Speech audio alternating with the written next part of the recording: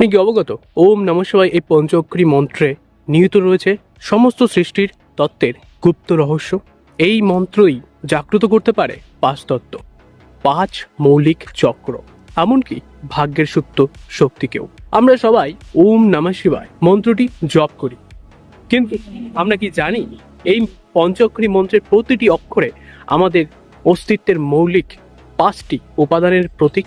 দর্শনের ছাত্র হিসাবে যখন এর গভীরে আমি যাই তখন দেখি ন ম শি বায়, অর্থাৎ ন হলো পৃথিবী তত্ত্ব যা আমাদের স্থিরতা দেয়, এবং ম হলো জল তত্ত্ব যা আমাদের আবেগ এবং শুদ্ধিকে নিয়ন্ত্রণ করে।